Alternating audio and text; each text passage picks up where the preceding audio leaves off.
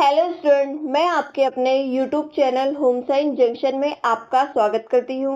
मैं आपको कराऊंगी Bihar PGT, Bihar estate और झारखंड के लिए होम साइंस से कुछ इंपॉर्टेंट एमसीक्यू क्वेश्चन जो कि आपके एग्जाम के पॉइंट ऑफ व्यू से बहुत ही ज़्यादा हेल्पफुल रहेंगे। तो हम आज का अपना सेशन स्टार्ट करते हैं और आज का अपना सेशन स्टार्ट करने से पहले मैं आपको ये बता देती हूँ कि बहुत से बच्चों की ये डिमांड थी कि मैम बिहार पीजीटी के पीवाईक्यू करवा दीजिए और एस्टेट के भी पीवाईक्यू करवा दीजिए। तो मैं आपको बता दूं, बिहार पीजीटी के 3 पेपर हुए थे अभी तक और तीनों पेपर मैं आपको करवा चुकी हूँ और एस्टेट का 2024 वाला पेपर भी मैं आपको करवा चुकी हूँ। ये आपको होम साइंस जंक्शन के प्लेलिस्ट में आपको मिल जाएगा। बिहार पीजीटी के तीनों पेपर और एस्टेट 2024 वाला पेपर आप प्लेलिस्ट में जाके चेक कीजिए, आपको ये पेपर्स मिल जाएंगे, तब आप वहां से ये क्लासेस को देख लीजिए। ठीक है, अब हम अपना सेशन स्टार्ट करते हैं। पूछा हुआ है क्वेश्चन में, फर्स्ट क्वेश्चन में हमसे, आचरण प्रक्रिया शास्त्रीय अनुकूलन को किसने पहचाना या किसने दिया। ऑप्शन दिए हुए हैं। फर्स्ट ऑप्शन है हेडनिस्टन, सेकंड है इवन पावलोव, थर्ड है आपका स्किनर एंड लास्ट ऑप्शन है आपका प्रक्षेपण।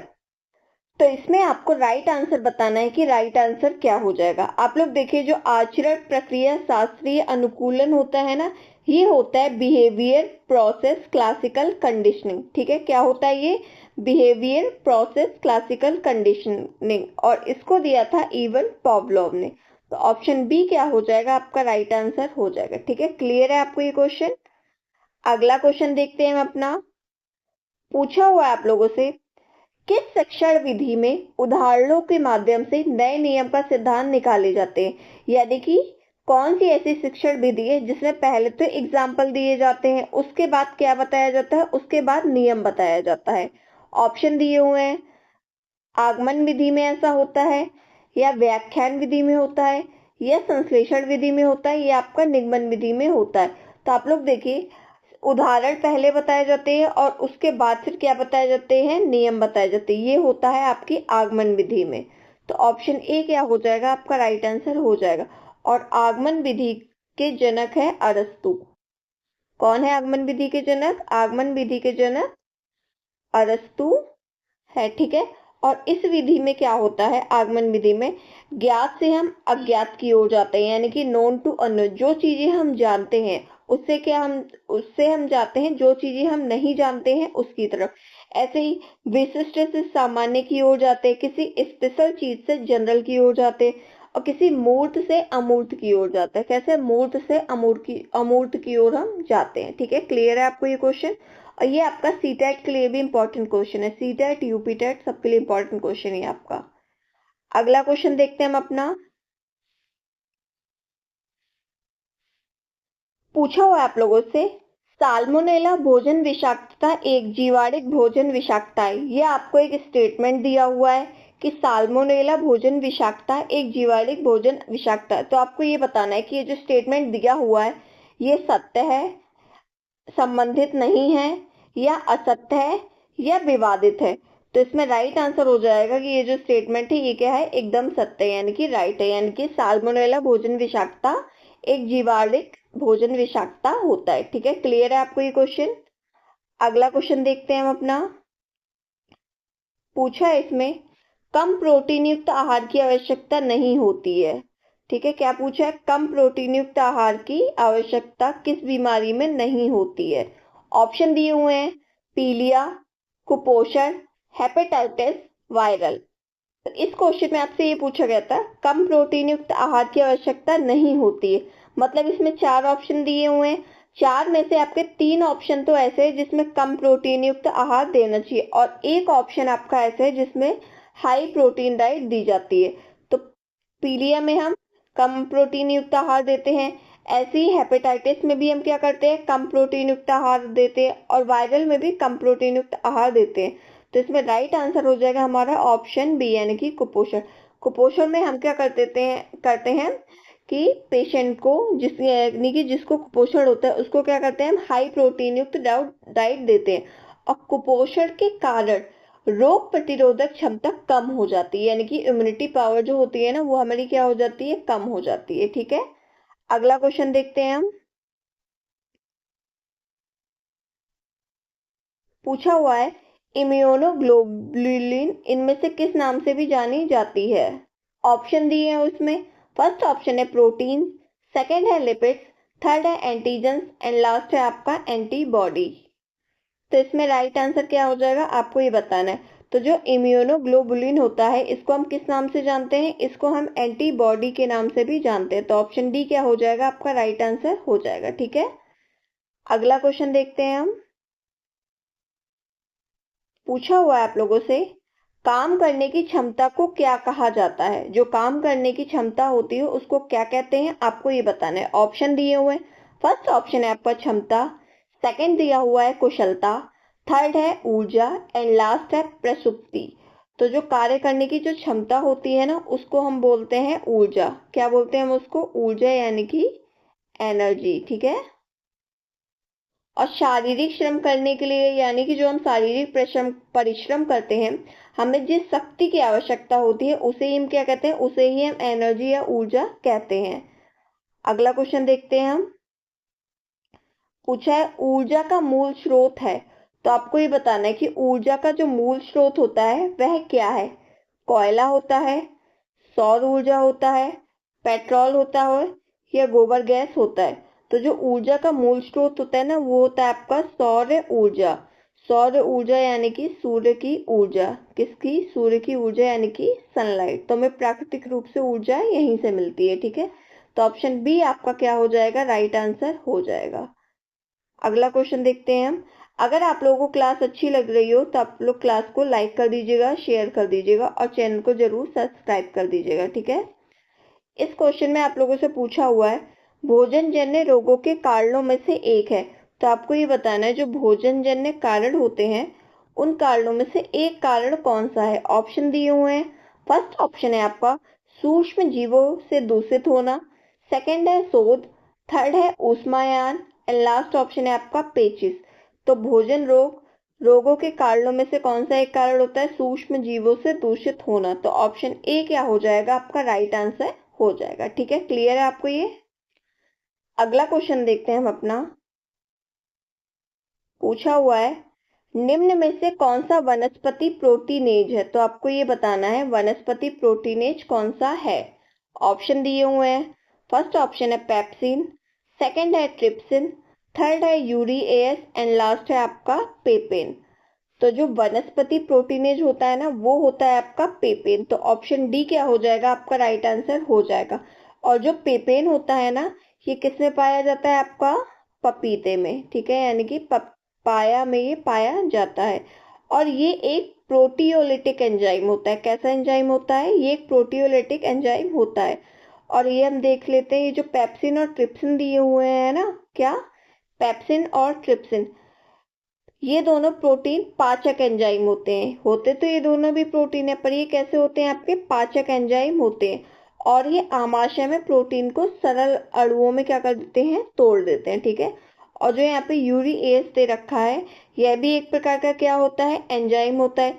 इसकी हेल्प से क्या होता है, यूरिया का अमोनिया में अपघटन होता है। ठीक है, यूरियस भी एक एंजाइम है। इससे क्या होता है, यूरिया का अमोनिया में अपघटन होता है। ठीक है, क्या होता है, यूरिया का अमोनिया में अपघटन होता है। ये आपको ध्यान देना है, कई बार एग्जाम में क्वेश्चन आ जाता है कि यूरिया का अमोनिया में अपघटन क्या कहलाता है। तो यूरिया का अमोनिया में अपघटन किसके द्वारा होता है, किस एंजाइम के द्वारा, यूरियस के द्वारा होता है। ठीक है, अगला क्वेश्चन देखते हैं हम अपना। पूछा हुआ आपसे अर्ध आवश्यक अमीनो अम्ल है, तो आपको ये बताना है इसमें से अर्ध आवश्यक अमीनो अम्ल कौन सा होगा। ऑप्शन दिए हुए हैं।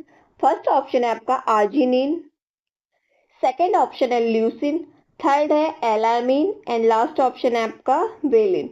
तो अर्ध आवश्यक अमीनो अम्ल होता है आपका आर्जिनिन। क्या होता है, आर्जिनिन होता है। तो ऑप्शन ए आपका राइट आंसर हो जाएगा।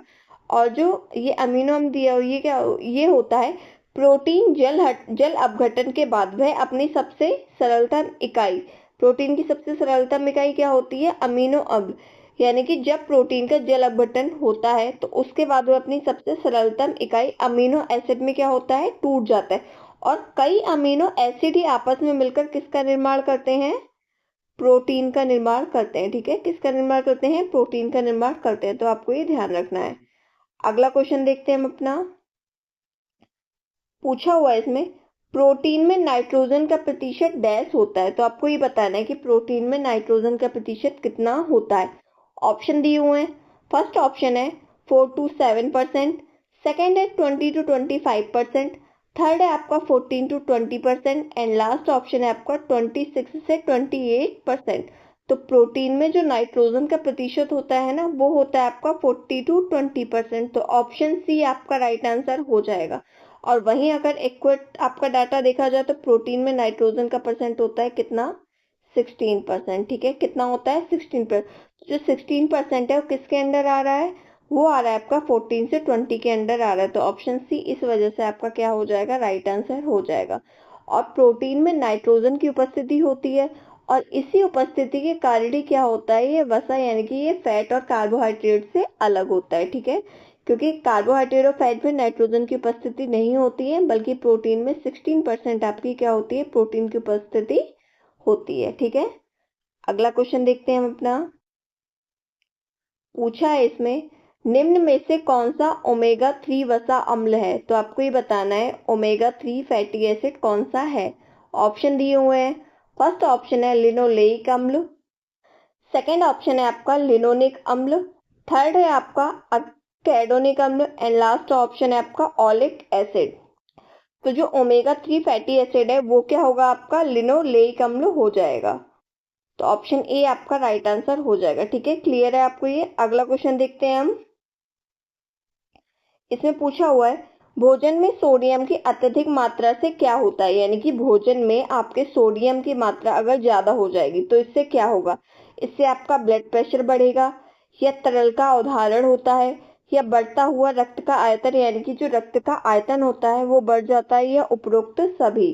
तो इसमें आप लोग देखिए, जो भोजन में सोडियम की अत्यधिक मात्रा अगर हम लेंगे तो हमारा रक्तचाप भी बढ़ेगा और तरल के अवधारणा होता है और बढ़ता हुआ रक्त का आयतन यानी कि हमारे रक्त का ब्लड का आयतन भी बढ़ेगा। तो ये तीनों ऑप्शन सही है। तो इसके अकॉर्डिंग हमारा क्या हो जाएगा? ऑप्शन डी हमारा राइट आंसर हो जाएगा। ठीक है, क्लियर है आपको ये। अगला क्वेश्चन देखते हैं हम अपना।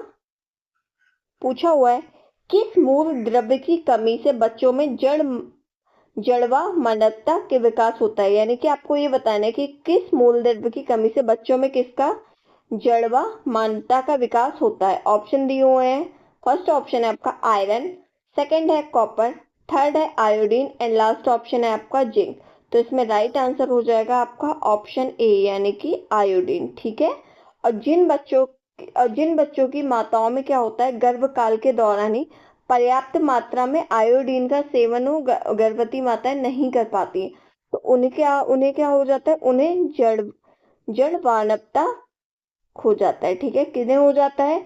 जिन बच्चों की माताएं गर्भकाल के दौरान पर्याप्त मात्रा में आयोडीन का सेवन नहीं करती हैं, उन्हें क्या जो हो जाता है? उन्हें जड़वानवता का रोग हो जाता है। और इसके लक्षण क्या होते हैं? इसके सिम्टम्स क्या होते हैं?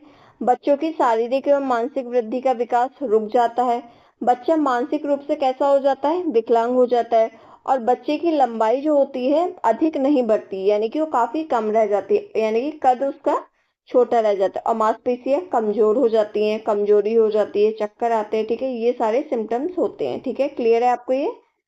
अगला क्वेश्चन देखते हैं हम।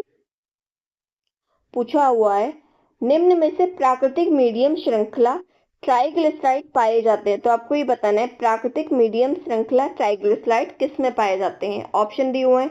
पल्म कर्नेल तेल में पाए जाते हैं, या नारियल तेल में पाए जाते हैं, या दुग्ध वसा में पाए जाते हैं, ये सभी विकल्प सही है।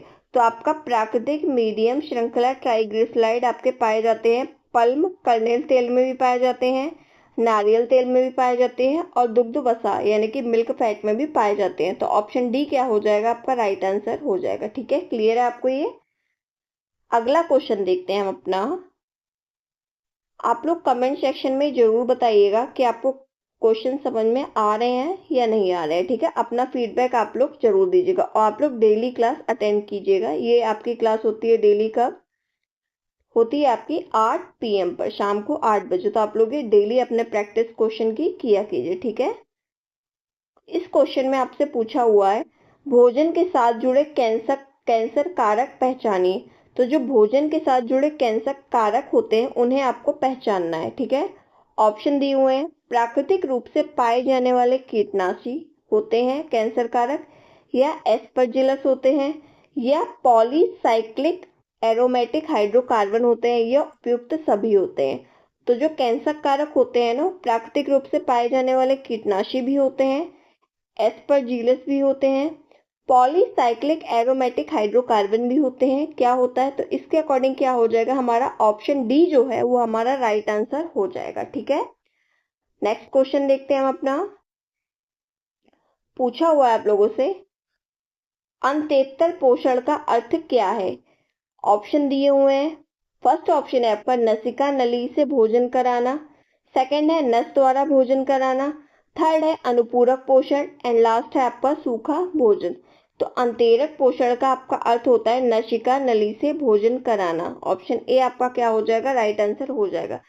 जब व्यक्ति मुंह से भोजन करने में समर्थ नहीं होता है तब उसे क्या किया जाता है, नसिका नली से क्या किया जाता है, भोजन कराया जाता है। तो यही क्या कहलाता है, यही आपका अंतेतर पोषण कहलाता है, ठीक है। अगला क्वेश्चन देखते हैं हम।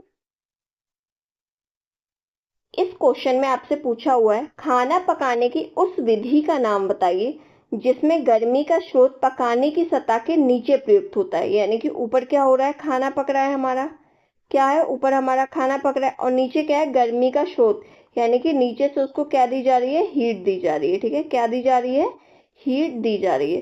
तो ये किस विधि में किया जाता है, आपको ये बताना है। ब्रेजिंग विधि में किया जाता है, या ग्रिलिंग विधि में किया जाता है, या स्टीमिंग भी किया जाता है, या पोचिंग में किया जाता है। तो इस विधि का इस्तेमाल किया जाता है आपका किसमें, ग्रिलिंग मेथड में। तो ऑप्शन बी आपका राइट आंसर हो जाएगा। आप लोगों ने देखा होगा जो ग्रिलिंग मेथड होता है उसमें क्या होता है, नीचे तो यहाँ हीट जलती रहती है और ऊपर क्या होता है, ऊपर आपका जो खाना पक रहा है वो पकाया जाता है। इसी तरह जो आप भुट्टा ग्रिल करते हो, क्या करते हो, भुट्टा भूनते हो, यानी कि स्वीट कॉर्न, वो भी इसी के अंतर्गत आ जाएगा, ठीक है। एक हीट दिया जाता है, एक अंगीठी टाइप की होती है, उसमें एक स्टिक लगा दिया जाता है, स्टिक या कुछ ऐसे ही होता है। तो इसमें क्या होता है, जैसे आपका पनीर टिक्का भूनती हो, इसका बेस्ट एग्जांपल होगा पनीर टिक्का। ऐसे ऐसे पीसेस लगा होते हैं पनीर के, क्या करते हैं हम इसको, एक ये रॉड होती है आपकी, उसमें क्या करते हैं, इसमें फंसा के पनीर को क्या करते हैं, सेकते हैं, ठीक है, भूनते हैं।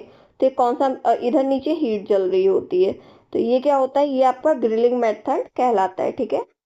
अगला क्वेश्चन देखते हैं हम। आई होप आपको सारे क्वेश्चन समझ में आ रहे होंगे। पूछा है, निम्न में से कौन सा खाद में क्लोस्ट्रीडियम बोटुलिज्म विषाक्तता पैदा करने की संभावना हो सकती है। तो ऑप्शन दिए हुए इसमें, फर्स्ट ऑप्शन है आपका कम अम्लीय खाद, सेकंड ऑप्शन है अधिक अम्लीय डिब्बाबंद खाद, थर्ड है बेकरी खाद यानी कि bakery product and last option है आपका उपरोक्त में से कोई नहीं। तो क्लोस्ट्रीडियम बोटुलिज्म विषाक्त पैदा होने की संभावना होती है कम अम्लीय खाद में। तो ऑप्शन ए क्या हो जाएगा, आपका राइट आंसर हो जाएगा, ठीक है। क्लियर है आपको ये। अगला क्वेश्चन देखते हैं हम। पूछा हुआ है, खाद संरक्षण की घरेलू विधि है।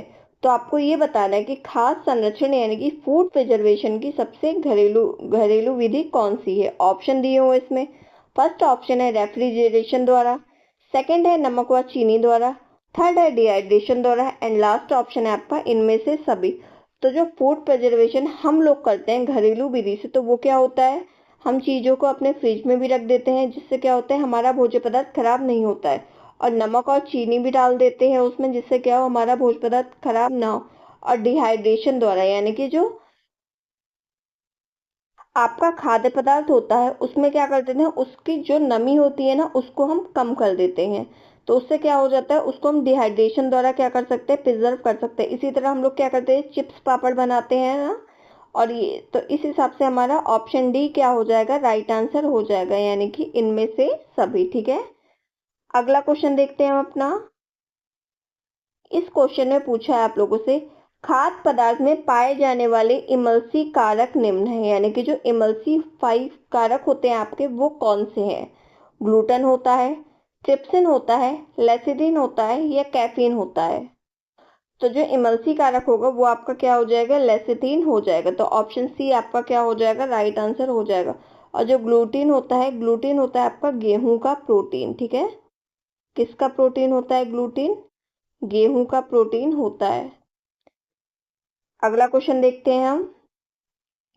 पूछा है निम्न में से कौन सा तने से प्राप्त होने वाला रेशा है, यानी कि आपको ये बताना है कि कौन सा रेशा तने से प्राप्त होता है। ऑप्शन दिया हुआ है कपास, सेकंड ऑप्शन है रेशम, थर्ड है आपका लिनन एंड लास्ट ऑप्शन है आपका रेयन। तो आप लोग देख लीजिए, जो कपास है ये आपको किससे प्राप्त होता है? ये आपका होता है वनस्पति से, वनस्पति से। ठीक है, किससे? ये एक वनस्पति रेशा होता है और इसका क्या होता है? एक पौधा होता है जिसके कौवे होते हैं। क्या होते हैं? कौवे। उसको हम कौवे से हम क्या प्राप्त करते हैं? इसके कपास प्राप्त करते हैं। और इसमें काले काले कलर के बीज होते हैं छोटे छोटे, उसको क्या बोलते हैं? उसको हम बोलते हैं बिनौले। किस नाम से जानते हैं इसको? बिनौले के नाम से जानते हैं। इसी तरह आपका रेशम होता है। रेशम होता है आपका कौन सा? एक प्राणिज रेशा। कैसा होता है? प्राणिज रेशा, जो कि एक किससे प्राप्त होता है? एक कीट से प्राप्त होता है, जो कि सहतूत के पत्तियों को खाता है। और थर्ड है आपका लिनन। तो लिनन किससे प्राप्त होता है? आपके तने से प्राप्त होता है। तो ऑप्शन सी ही आपका क्या हो जाएगा? राइट आंसर हो जाएगा। ए भी एक कैसा रेशा है? ए भी एक वनस्पति रेशा होता है। और जो रेयन है, रेयन आपका होता है क्या? कैसा रेशा? ये आपका होता है मैनमेड फाइबर के अंतर्गत ये आता है। अगला क्वेश्चन देखते हैं हम अपना। पूछा हुआ आप लोगों से लिनन यानी कि फ्लैक्स का क्रॉस सेक्शन दर्शाता है कि वह कैसा है, यानी कि जो लिनन में क्रॉस सेक्शन होता है वह क्या दर्शाता है?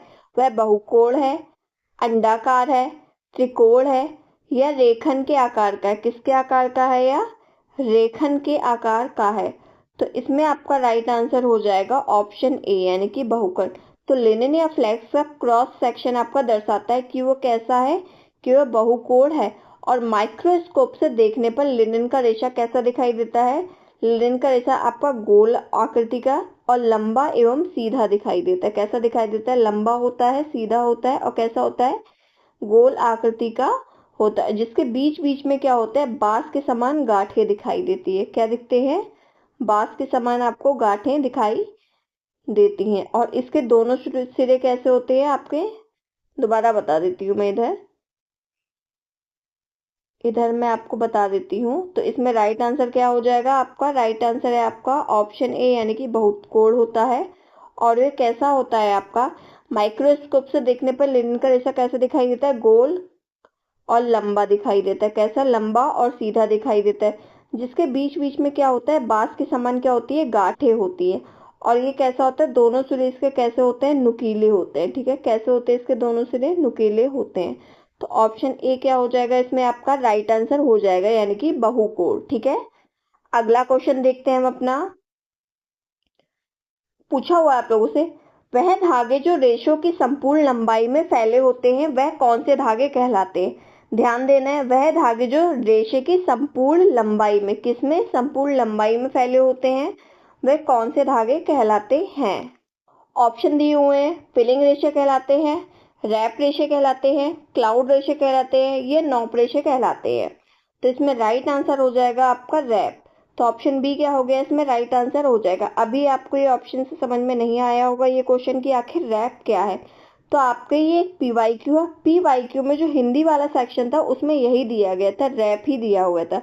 बल्कि ये रैप नहीं है, रैप ये है आपका वार्प। क्या होता है?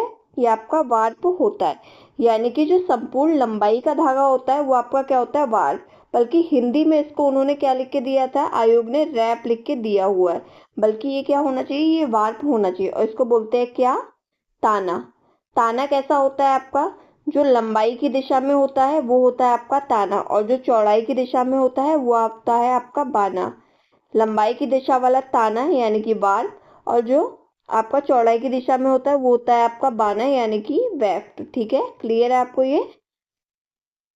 इसीलिए कहते हैं कि हिंदी के साथ साथ इंग्लिश वर्जन भी जरूर देख लेना चाहिए। ठीक है, नेक्स्ट क्वेश्चन देखते हैं हम। पूछा हुआ आप लोगों से कैलेंडरिंग को शामिल किया जाता है, तो आपको ये बताना है कि कैलेंडरिंग को किसमें शामिल किया जाता है। ऑप्शन दिए हुए हैं। सामान्य परिसज्जा में शामिल किया जाता है, विशिष्ट परिसज्जा में शामिल किया जाता है, या उपयुक्त में से किसी में शामिल नहीं किया जाता है या आधारीय परिसज्जा में शामिल किया जाता है। तो इसमें आपको राइट आंसर बताना है, राइट ऑप्शन बताना है कि राइट ऑप्शन क्या हो जाएगा।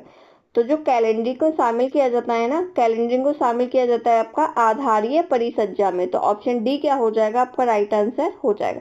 कैलेंडरिंग के द्वारा ही क्या आती है, कपड़ों में चमक आती है। ठीक है, अगला क्वेश्चन देखते हैं हम अपना। इसमें पूछा आपसे फैलने वाले रंग है, तो आपको ये बताना है कि जो फैलने वाले रंग है वो कौन से हैं। ऑप्शन दिए हुए हैं। फर्स्ट ऑप्शन है एसीटेट रंग, सेकंड है रेसिस्ट रंग, थर्ड है आपका पिगमेंट कलर एंड लास्ट है आपका एजोइक कलर। तो जो फैलने वाले रंग होते हैं वो कौन से होते हैं आपके, एसीटेट रंग होते हैं। तो ऑप्शन ए क्या हो जाएगा इसमें राइट आंसर हो जाएगा। ठीक है, और ये आपके इंपॉर्टेंट क्वेश्चन है, आप लोग इनकी प्रैक्टिस जरूर कीजिएगा, इससे आपके एग्जाम में बहुत ही ज्यादा हेल्प होगी। ठीक है, अगला क्वेश्चन देखते हैं हम। पूछा है प्लेकेट कहते हैं, तो आपको ये बताना है कि प्लेकेट किसे कहते हैं। प्लेकेट जोड़ को कहते हैं, या प्लेकेट सिलाई को कहते हैं, या बटन की पट्टी को कहते हैं, या तुरपन को कहते हैं। तो जो प्लेकेट होता है ना, प्लेकेट हम कहते हैं बटन की पट्टी को। किसको कहते हैं, बटन की पट्टी को हम प्लेकेट कहते हैं, जिसमें इस तरह का होता है, ओवरलैप में होता है। एक साइड आपका क्या होता है, एक साइड तो आपके बटन बने होंगे और दूसरी साइड क्या होगा, इसका होल दिया होता है। ठीक है, यानी कि काज जिसको हम बोलते हैं, जिसमें बटन आपकी फिट हो सकती है। ठीक है, और ये कैसे होता है, ये आपका ओवरलैपिंग में होता है। अगला क्वेश्चन देखते हैं हम अपना। इस क्वेश्चन में आपसे पूछा है कि ILGW, क्या ILGW का पूर्ण रूप क्या है, यानी कि आपसे पूछा ILGW की फुल फॉर्म। ऑप्शन दिए हुए हैं international law and garment workers union, second option है international labour and garment workforce union, third option आपका Indian law and government welfare union and last option है आपका international ladies garment workers union. तो जो ILGW है ना, इसकी full form हो जाएगी आपकी international ladies garment workers union. तो ऑप्शन डी क्या हो जाएगा आपका राइट आंसर हो जाएगा। ठीक है, क्लियर है आपको ये। अगला क्वेश्चन देखते हैं हम अपना। ये हमारा सेकंड लास्ट क्वेश्चन है आज का। इस क्वेश्चन में पूछा है एक परिवार में विभिन्न शीर्षकों के अंतर्गत भविष्य के खर्चे का ब्यौरा देने का तरीका इनमें से क्या कहा जाता है। जो भविष्य में खर्चे का ब्यौरा देते हैं हम तरीका, वो क्या कहा जाता है, आपको ये बताना है। वो तुलना पत्र कहलाता है, वह पारिवारिक बजट कहलाता है, या मौद्रिक संसाधन कहलाता है, या अभिलेख कहलाता है। तो शीर्षकों के अंतर्गत एक परिवार में भविष्य के खर्चे का ब्यौरा देने का तरीका होता है आपका पारिवारिक बजट कहलाता है। तो ऑप्शन बी क्या हो जाएगा आपका राइट आंसर हो जाएगा। ठीक है, आज का हम अपना लास्ट क्वेश्चन देखते हैं। इस क्वेश्चन में आपसे पूछा है चरण में सूत कताई के लिए तैयार होता है, तो आपको ये बताना है किस चरण में सूत कताई के लिए तैयार होता है। ऑप्शन दिए हुए हैं। फर्स्ट ऑप्शन है आपका कार्डिंग, सेकंड है बॉलिंग, थर्ड है सिल्वरिंग एंड लास्ट ऑप्शन है आपका कॉम्बिंग। तो जो सूत कताई के लिए तैयार होता है वो होता है आपका सिल्वरिंग स्टेप में। किसमें, सिल्वरिंग चरण में आपका क्या होता है, सूत कताई के लिए तैयार होता है। तो आज का सेशन हम अपना यही एंड करते हैं। आप लोग कमेंट सेक्शन में जरूर बताइएगा कि आपको क्लास कैसी लगी, आपको क्वेश्चन समझ में आए या नहीं है। आप लोग अपना फीडबैक जरूर दीजिएगा। और मैं आपको बता दूं कि BPSC PGT के किसके, आपके BPSC PGT के अभी तक कितने पेपर हुए हैं, 3 पेपर हुए हैं, जो कि आपको सॉल्व करवा दिए जा चुके हैं। और आपके बिहार एस्टेट, किसका, बिहार एस्टेट 2024 का पेपर आपको सॉल्व करवा दिया है। तो जिस भी स्टूडेंट ने ये क्लासेस नहीं देखी हो अपने PYQ वाले, तो आप लोग प्लेलिस्ट में जाके इन PYQ को देख सकते हैं। ये आपके लिए, ये समझ लीजिए रामबाण का इलाज करेंगे। ठीक है, तो आप लोग इनको जरूर देख लीजिएगा। और अगर आपको क्लास अच्छी लगी हो तो आप क्लास को लाइक कर दीजिएगा, शेयर कर दीजिएगा और चैनल को सब्सक्राइब जरूर कर दीजिएगा। और ये क्लास होती है आपकी 8 PM पे, तो आप लोग इससे आराम से अपने क्वेश्चन की प्रैक्टिस कर सकते हैं। और ये जो क्वेश्चन मैं कराती हूँ ना, ये आपके कहीं ना कहीं, यानी कि आपके सारे PYQ ये आपके चाहे LT में आए हैं, चाहे झारखंड में आए हैं, चाहे बिहार में आए हैं, किसी भी हर स्टेट के UP TGT PGT के एग्जाम है। ठीक है, क्वेश्चन है आपके, तो आप लोग इनको जरूर कीजिएगा। ठीक है, थैंक यू सो मच।